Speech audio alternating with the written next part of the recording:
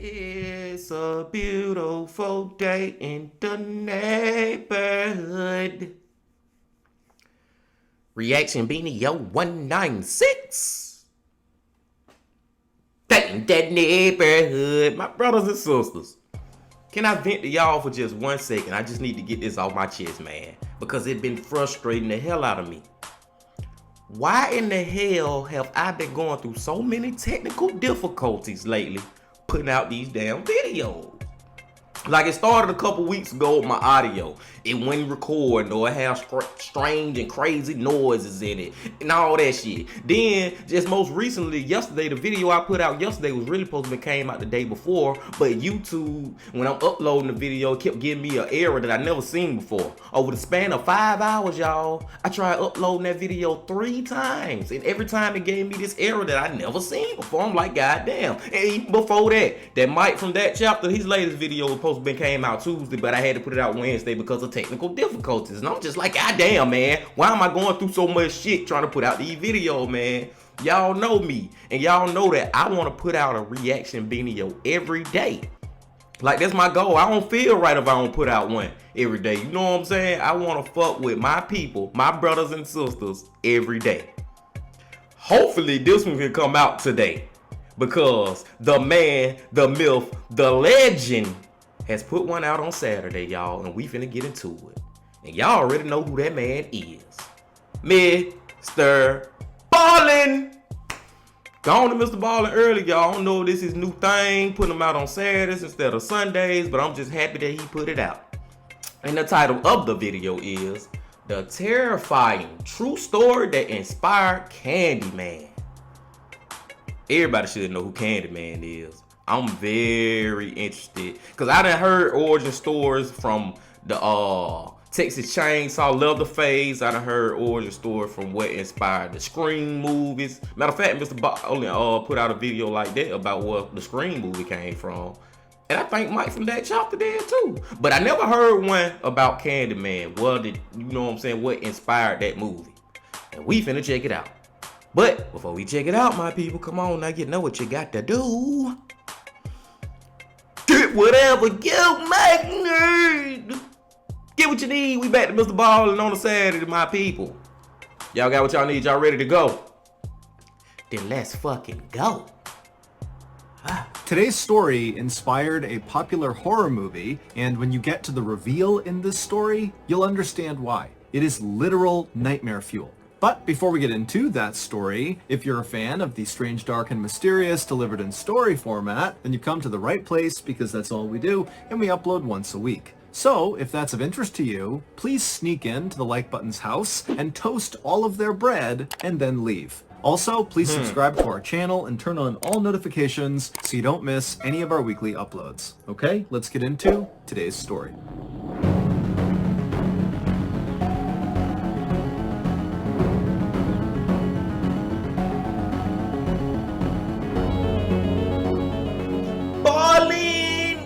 One day in early January of 1987, a very strange 52-year-old woman named Ruthie Mae McCoy walked out of her 11th floor apartment in Chicago, Illinois. Today was the day that Ruthie was going to be doing one of her self-appointed public duties. Ruthie was quite tall, and this particular day, she had on 2 pairs of pants with a dress over them. She also had her favorite long stick she was carrying. And as Ruthie marched down the hallway, she began jiggling each of her neighbor's doorknobs to see if they were unlocked.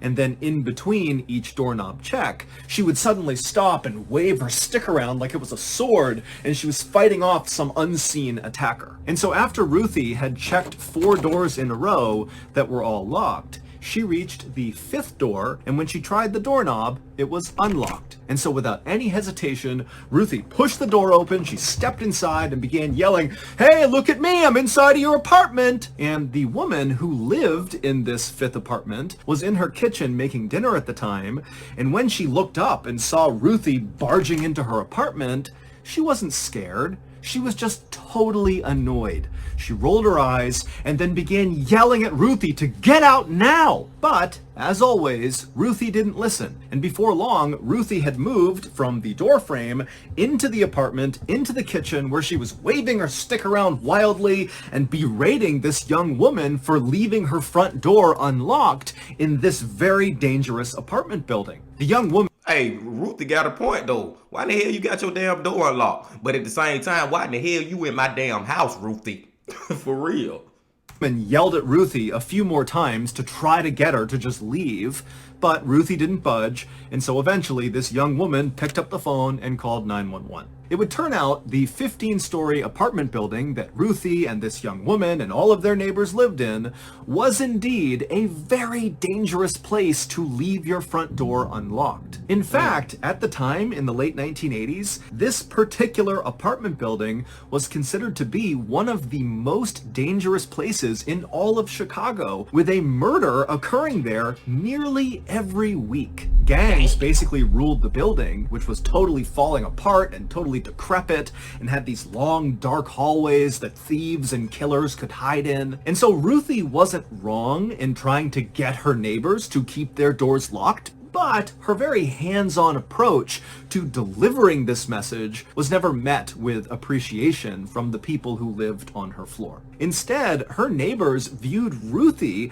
as potentially more hazardous than anything Ruthie was trying to protect them from. However, in reality, Ruthie was not a threat to her neighbors. She was just totally mentally unstable and basically afraid of everything. For example, whenever Ruthie got mail, she would just assume that it was terrible news and most likely about someone coming to take all of her money. And when Ruthie was out in public, which was quite rare, she was so scared of strangers that whenever she passed them, she would just yell out obscenities at them to keep them away. And then also, when Ruthie was in public, she never ate because she was afraid strangers were going to literally run up and take her food. So, back inside of this fifth apartment that Ruthie has barged into, Ruthie was busy berating this young woman about her unlocked door when the police did finally show up and they dragged Ruthie out of the apartment into the hall.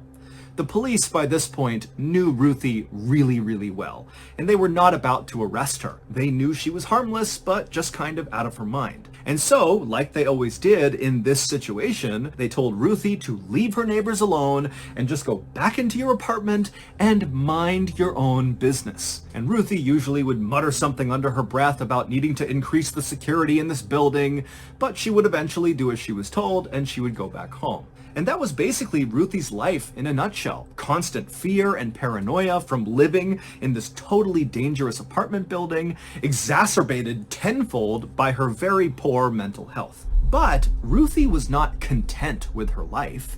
She, like virtually everybody else in this high-rise apartment building, wanted to get out and live somewhere else and have a better life. But Ruthie, like virtually everybody else living in this high-rise apartment building, did not have enough money, and so she was trapped there. But then, in February of 1987, so 1 month after busting into that woman's apartment, Ruthie got incredible news. She had recently begun going to a day program for psychiatric care at a local hospital, and the staff there had really taken a liking to her, and they were going above and beyond trying to help Ruthie kind of get her life together beyond just her mental health. And so one of the things they were doing with her was helping her apply for various government programs like disability payments. And so that month, in February, Ruthie found out that the application they had sent off for her was approved, and so Ruthie was entitled to disability payments, which meant right away she would get a check for $2,000, and then every month going forward indefinitely she would get a payment. It wouldn't be $2,000, but it would be a lot of money. Ruthie was beside herself. She could not believe her luck. And she now knew that with this money, she would finally be able to move out of that terrible apartment. Even before the money began coming into Ruthie, she was already looking for a new place to live. And as she did this, all she could think about were her two beloved grandchildren, a little boy and a little girl. They were the only people in the world, it seemed, to Ruthie that really accepted her and just loved her unconditionally. And so whenever Ruthie would go visit her grandkids, the three of them would sit on the ground and just play together for hours and hours. But to that point, Ruthie's grandkids had not been allowed to visit Ruthie at her apartment because it was too dangerous. But now that Ruthie was going to move into someplace much, much safer, she knew that was going to change. She was going to see her grandkids so much more often. And this made Ruthie so happy. And this newfound happiness inside of Ruthie really motivated her to start looking at other aspects of her life and see if she could improve them. And so, as Ruthie is doing this new apartment search, she began taking classes to finally get her high school degree. She began picking up these old art projects she had kind of blown off. And also, most importantly to this story, she really began leaning into her religion, something she had not been doing for a long time. Specifically, she began tuning in to these very animated preachers that she would find on TV. And when she really liked one of them, she would write them a letter, and in this letter she would praise them for their sermons and how incredible they were, and she would ask them to bless her with miracles. And these miracles were often just centered on her health. She wanted to look and feel young again. And some of these TV preachers, who were actually just running scams, would write back to Ruthie and say, "Of course we can bless you with your miracles, but first, send us some money." And so, of course they would say, send me some money first, and then I'll give you a bullshit blessing, a fake blessing, whatever you want to call it. Because they want, y'all remember them shows back in the day, man. And I think they still come on even to the day. But back in the 80s and the 90s, man, them shows used to come on every night around goddamn 12, 1, 2, 3 in the morning, along with infomercials. Do y'all remember infomercials? Oh, do they even still have that shit? But for real, hold on. Oh, yeah, of course they would be doing that. They some scammers, motherfuckers and shit. But I'm trying to figure out is, that one of them fake preachers, is that who Candyman originally was? That's my main thing right now. Because right now, y'all, I have no idea how this ties into Candyman. But you know MrBallen finna blow our mind. So let's get our mind blown.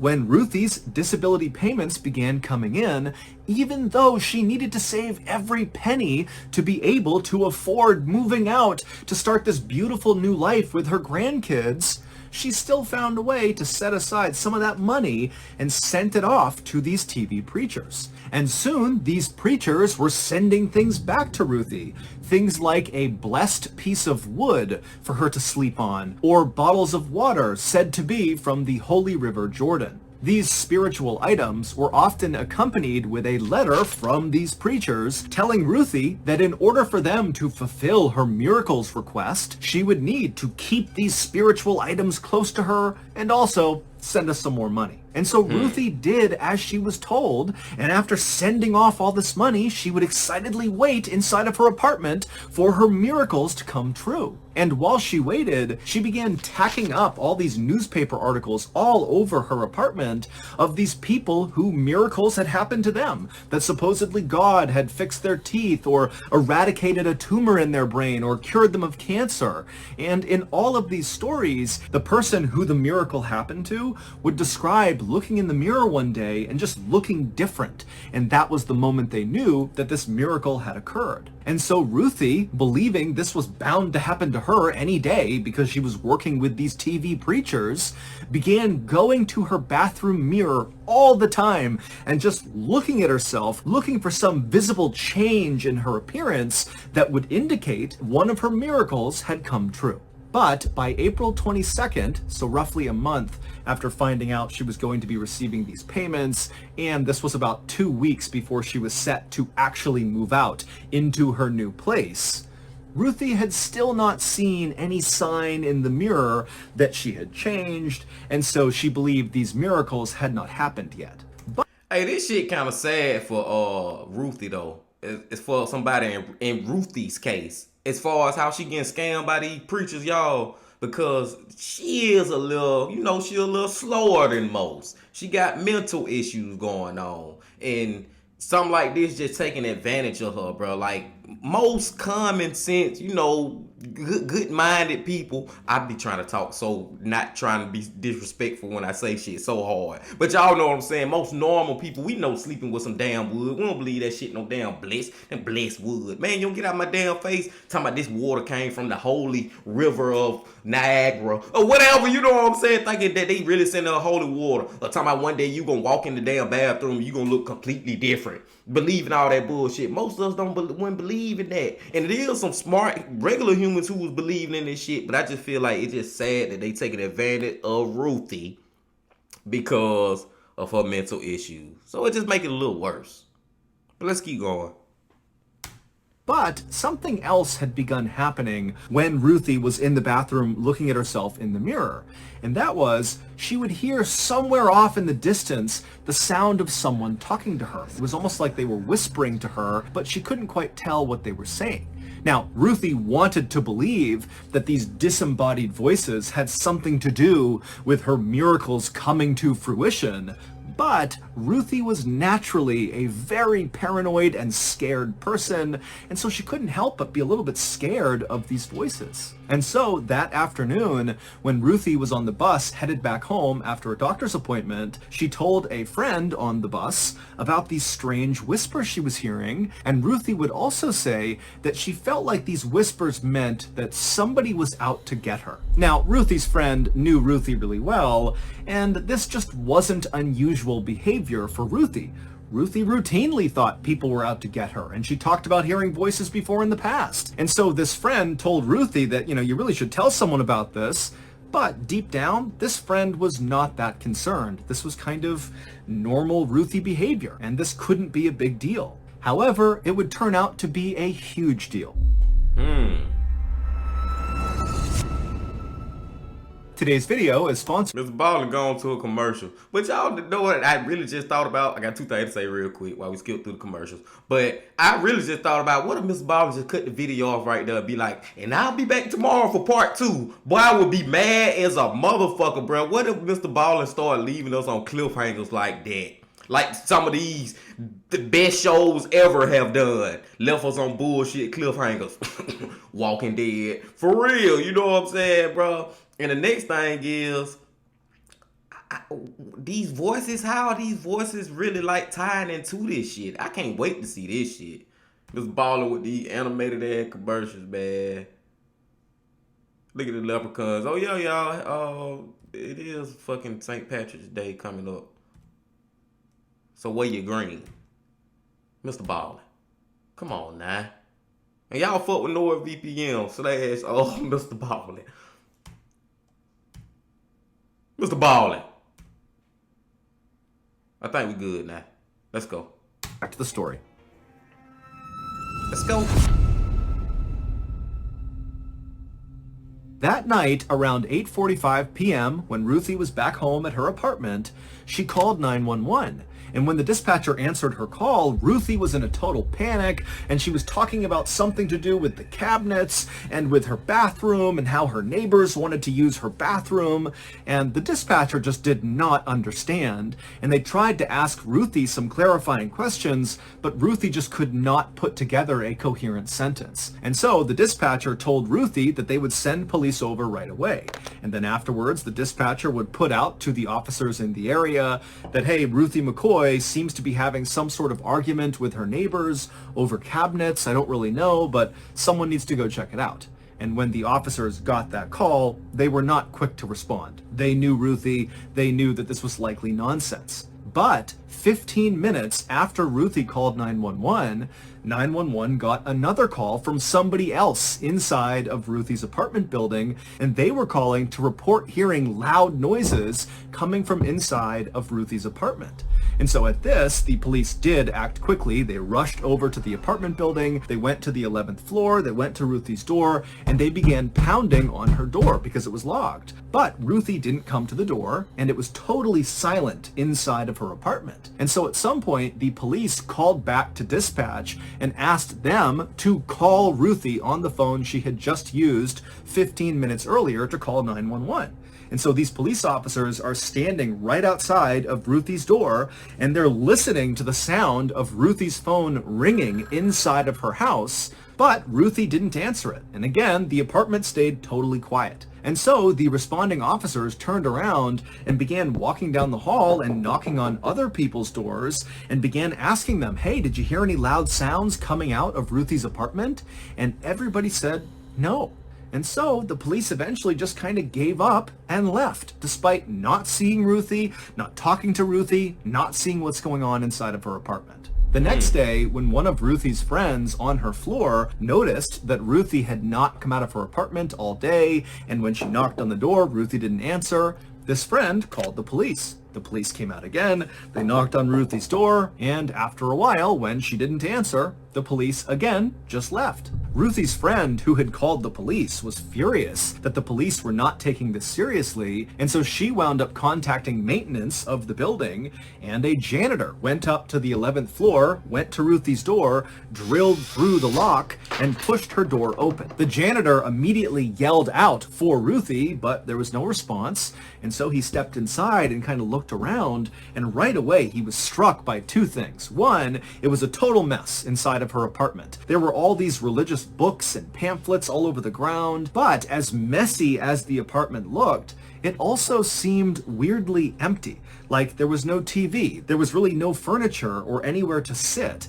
It was almost like this apartment had been half moved out, and then whoever was moving it out had just kind of stopped. The janitor started to get a really bad feeling about being inside of this apartment, but he mustered the courage to walk a little farther into the apartment to look into the bedroom. And when he turned the corner and looked into that bedroom, he froze, because there on the ground was Ruthie McCoy. She was lying on the ground in a pool of her own blood. She was... Damn, man, that just sent chill through me right there, bro. And I had to pause it just to say this. Them damn police ain't shit, man. Them fucking police ain't nothing, bro. I know that Ruthie, y'all know her past and how she act and this and that. But dude, if you not getting no response from her, I can halfway give you a pass on leaving that first night. But to come back the next day and still leave again, and you ain't heard nothing from her. Come on, man. Police gotta do better when it comes to stuff like that. But let's see how in the hell this lady died. Y'all think she committed suicide or something? I don't know. Let's go. Dead. The police were called, they came out, they walked around her apartment, and they concluded that this was kind of an open and shut case. Ruthie must have opened her door for the wrong person who came inside and killed her. Remember, this apartment building saw one murder nearly every week, so this really was kind of routine. And just a couple of days later, the police would arrest a 19-year-old living in this apartment building named Edward Turner because he was found to be in possession of Ruthie's TV. Edward did not admit to doing anything, but the police assumed that, he must have tried to rob Ruthie, and in the course of this robbery, perhaps Ruthie had tried to fight back, at which point Edward had overpowered her and killed her. But the police did suspect that there was at least one other person involved in Ruthie's murder, so they did keep investigating. And then in June, so about a month and a half after Edward was arrested, the police began hearing this very disturbing rumor about the building where Ruthie had lived. At first, the police completely dismissed it because it sounded totally made up.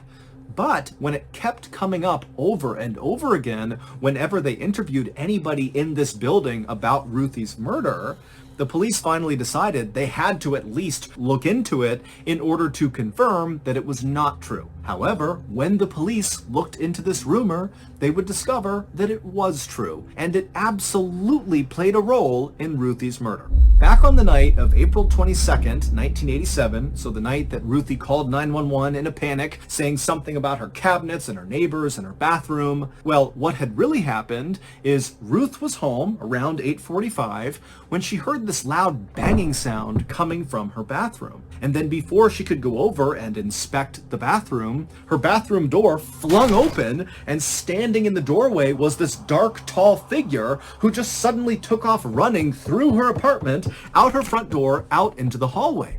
Ruthie was so startled she had no idea what to make of it. She knew that sometimes she saw things that weren't real, and so she likely struggled to figure out, did that really happen? Am I dreaming? Am I hallucinating? What's going on? And so with all these thoughts going through her head, she called 911 to get help, but she couldn't quite describe what had even happened. And so that's why she began rambling about how her neighbors wanted to use her bathroom and the cabinets were somehow involved. It was all very confusing. And so the dispatcher obviously didn't understand what was going on, but they told Ruthie, okay, I'll pass this along and the police will be out soon. And so as Ruthie is waiting for the police to show up, she wanders over to the bathroom where this dark figure has appeared, and she walks inside and she looks at where her mirror had been above her sink. The mirror that she had spent so many hours looking into, hoping for signs of a miracle, and the mirror was gone. And in its place was this big dark hole on the wall, almost like an entrance to a dark tunnel. And as Ruthie is staring at this void, she sees these two dark hands emerge from underneath that come out of the hole and grip onto her sink.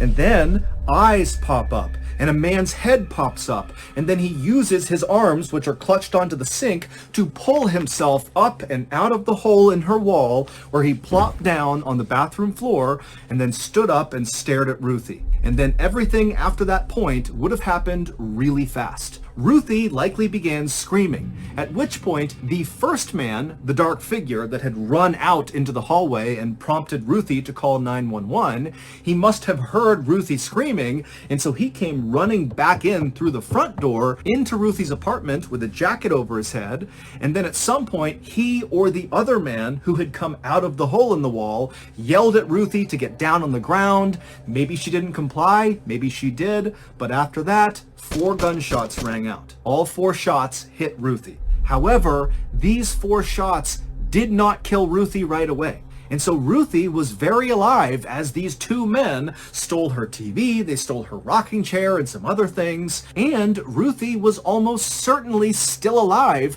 when the police did finally show up and began knocking on her door and calling her phone, but she was bleeding to death. She couldn't move, she couldn't make a sound, but the police just abandoned her at which. See, that's what I'm saying, y'all. That's what the fuck I was saying earlier about them goddamn police, man. Now, I know it's a law or something or whatever that you gotta have a search warrant to go in somebody's house. But they could have did something, bro. Maybe get in touch with her family, her daughters, because she had grandchildren, or her son, whoever. She had grandchildren, so she had children. Get in touch with them and have them come over and let y'all in the house. Or, you know, do something. Do something. And this lady died off some movie shit, y'all. This man literally came through the goddamn mirror like this. I ain't even trying to be funny, man. This is crazy. Let's finish it up. Which point she did die. It would turn out that disturbing rumor that the police heard about this apartment building was that apparently people in this building had learned that you could pull off your mirror inside of your bathroom and literally climb into the walls. And from that point, you could basically wander all over this building and then punch other people's mirrors in their bathrooms in, and then climb through that hole and do whatever you wanted to the people inside of that apartment. And so when Ruthie began hearing those whispers when she was in her bathroom looking at the mirror hoping for a miracle, those were the sounds of thieves and killers and criminals slinking about her wall. Detectives speculated that the 2 men who killed Ruthie likely found out about her disability payments and decided to rob her. However, the 2 men that police arrested, the 19-year-old Edward Turner, who was found in possession of her TV, and this other man who was also arrested, were ultimately acquitted because there were so many people crawling through the walls all day and night inside of this building that there was no way to prove that those 2 were the ones who actually went in and killed Ruthie. To this day, no one else has ever been charged with Ruthie's murder. What happened to Ruthie became the basis for the very popular horror movie called The Candyman, starring Tony Todd. So that's going to do it. If you got something out of today's episode, I got a lot out of that damn episode. God damn, y'all. What in the fucking hell? I never heard no shit like that in my life that thought it was real. These damn people was actually walking through the walls of the apartments, man. Criminals. And she wasn't tripping the whole time. I'm thinking the lady tripping. I'm thinking them voices she claims she hearing, I'm thinking she hallucinating and shit. This lady actually went through this shit, y'all, and it's so sad because she had claimed a lot of shit in the past where it got to the point where you really wouldn't believe her. You know what I'm saying? But at the same time, you got to continue to believe people, at least check it out.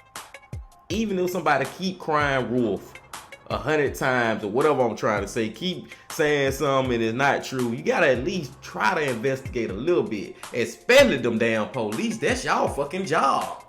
That's y'all job, bruh. Then they came back the second day and then left again. That's the part that got me mad about this video.